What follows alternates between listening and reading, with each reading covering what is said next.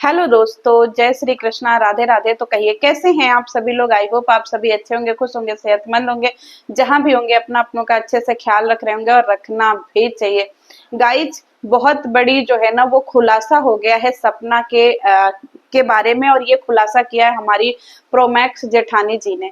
जेठानी जी का कहना है कि सपना जैसी दिखती है वैसी है नहीं। सपना की जिंदगी पूरी तरीके से जो है ना वो कर्म कांड से भरी हुई है। वो एक कर्म कांडी औरत है, ऐसा जेठानी जी का कहना है।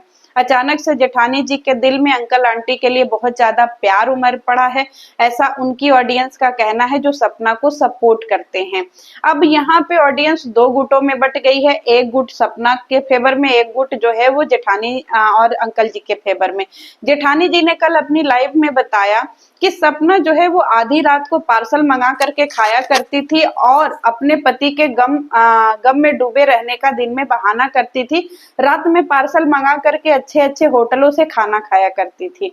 ऐसा हमारी जेठानी जी का कहना है कि यहाँ पे सपना हर टाइम जो है वो ऑडियंस को गुमराह करने के लिए, घर वालों को गुमराह करने के लिए एक प्रो मैक्स जिसको बोलते हैं ना अदाकारा है। अब यहाँ पे पार्सल वाला काम उनका होता रहा और इसमें उन्होंने इन्वॉल्व कर लिया अंशु को। लेकिन अभी तक अंशु ने ऐसी कोई बात यूट्यूब पर आकर के बताई नहीं कि भाई उनकी भाभी आधी रात को पार्सल खाती थी मंगा करके। अगर अंशु ने कहीं बताया होगा तो प्लीज आप लोग जो है वो वीडियो में जरूर बताइएगा कि हाँ अंशु ने यहाँ पे बताया था। दूसरी तरफ ये आरोप लगाती हैं कि भाई पार्सल आता है पड़ोसी के घर में और पड़ोसी के थ्रू जो है इनके पास में आता है। तो अब एक बात बताइए, ये सारी बातें तो कभी पड़ोसी ने भी नहीं बताया। जिसके घर में चारों तरफ सीसीटीवी कैमरे लगे हों, जिनके घर में चारों तरफ जो है वो क्या बोलते हैं, बाहर भी कैमरा अंदर भी कैमरा, और सीसीटीवी कैमरे से बच करके चोरी से पार्सल ले लेना और फिर इसके बाद पार्टी एंजॉय करना, ये थोड़ा सा पेचीदा हमें लग रहा है। क्योंकि भाई देखिए, पार्सल दिन में मंगा सकते हैं, रात में मंगा सकते हैं, लेकिन आधी रात का कॉन्सेप्ट मुझे समझ में नहीं आया कि आधी रात में हमारी जो है वो सपना जी पार्टी करती थी। ऐसा कुछ भी अंशु ने भी कभी नहीं बताया। अगर ये बातें रियल होती तो वो बताती। अब इसमें कितना सच है कितना गलत है ये तो भाई जब तक दोनों में से कोई नहीं बोलेगा नहीं पता चलेगा, क्योंकि ये हमारी जेठानी जी का कहना है। दूसरी तरफ ये है कि भाई ससुर जी ने एक दिन रंगे हाथों जो है वो पार्सल पकड़ लिया कि एक तरफ तो ये पति के याद में, राजवीर के जाने के याद में गिर गिर रही हैं, पड़ रही हैं, खा नहीं रही हैं, दिन दिन भर उपवास कर रही हैं, गम में डूबी हुई हैं, और दूसरी तरफ ये पार्सल मंगा करके खा रही हैं। ससुर जी ने रंगे हाथों पकड़ लिया। मैं एक चीज सोचना चाहती हूँ, समझना चाहती हूँ कि सपना और राजवीर की जो बॉन्डिंग थी, जो प्यार था, वो देख करके कहीं ना कहीं ऐसा लग रहा था कि भाई मतलब लग रहा था कि इनका जो बॉन्डिंग है ना, ये कम से कम इतना तो सपना नहीं कर सकती है कि पति के जाने के बाद इतनी जल्दी नॉर्मल हो जाए कि पार्सल मंगा करके पार्टी कर सके। मुझे पता नहीं क्यों मेरा पर्सनल दिल ये नहीं मानता है। हाँ, हो सकता है उनके जाने के 2-4 महीने बाद जिंदगी नॉर्मल आई हो, पटरी पे आई हो, तो ये लोग पार्टी फंक्शन जो भी अपना करते रहे हो, लेकिन जाने के तुरंत बाद पार्टी करना ये तो थोड़ा सा मेरे गले से नीचे नहीं उतर रहा है। लेकिन भाई ये यूट्यूब है, यहाँ पे जो चेहरे हमें दिखाए जाते हैं वो चेहरे अंदरूनी में होते नहीं है। तो ये यूट्यूब है भाई, यहाँ पे कुछ भी हो सकता है, और जो जेठानी जी कह रही हैं वो सही भी हो सकता है।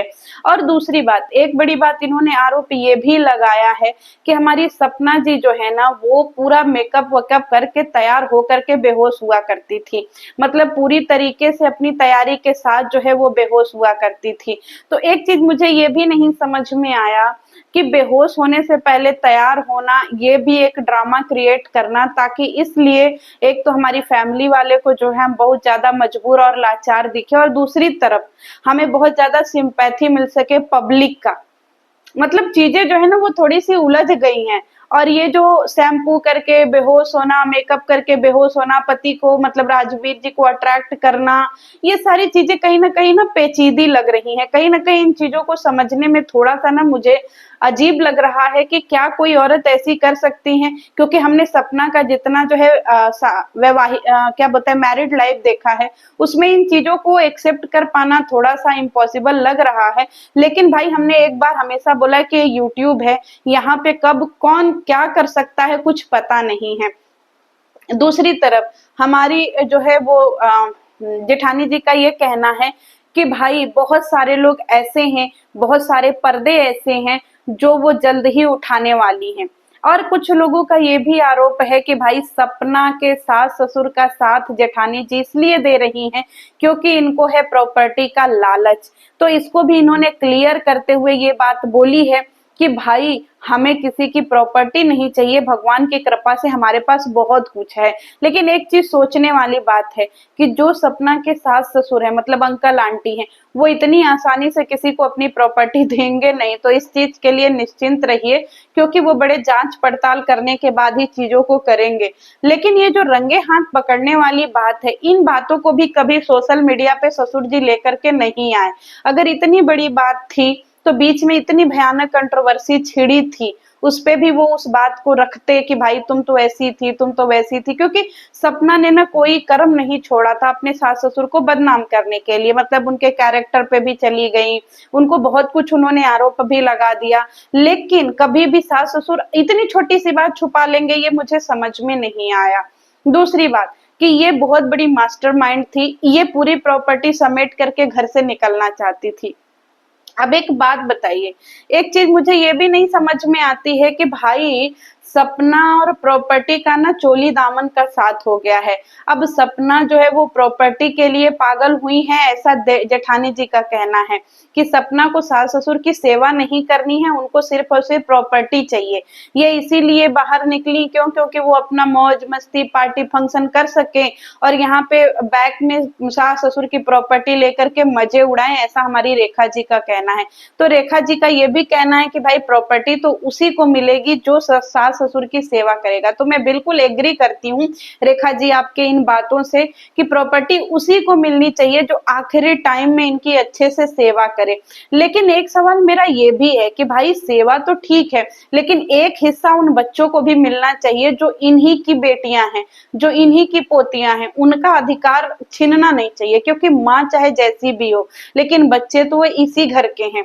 उनके भविष्य के लिए दादा दादी को तो थोड़ा करना ही चाहिए, बाकी उनकी जो प्रॉपर्टी है वो बची रहेगी, जो करना है वो करना है। लेकिन उन्होंने प्रॉपर्टी देने से कभी मना भी नहीं करा है। और एक बात ये बताइए, इनका ये कहना है कि घर में जब भी कुछ होता था, जब भी कोई फंक्शन हो, जब भी राजवीर जी के साथ कुछ हो, तो ये बार बार कहीं उनको रियलिटी, कौन सी रियलिटी भाई, कौन सी रियलिटी? एक पति पत्नी के प्यार पे शक करना मुझे लग रहा है कहीं ना कहीं ये गुनाह है। अब जब उनके जिंदगी में पति नहीं है तो हम हजार सवाल उनसे कर सकते हैं कि भाई तुम गलत हो, तुम सही हो, तुम सही हो, तुम गलत हो। लेकिन हम कभी ये नहीं सोच रहे हैं कि जो उनकी वीडियो थी, क्या हमारी आंखों ने धोखा खाया है? तो कहीं ना कहीं देखिए, हमारे रिश्ते इनके इतने ज्यादा उलझ इसलिए गए हैं क्योंकि भाई यहाँ पे सब अपनी अपनी तरीके से दिमाग लगा रहे हैं।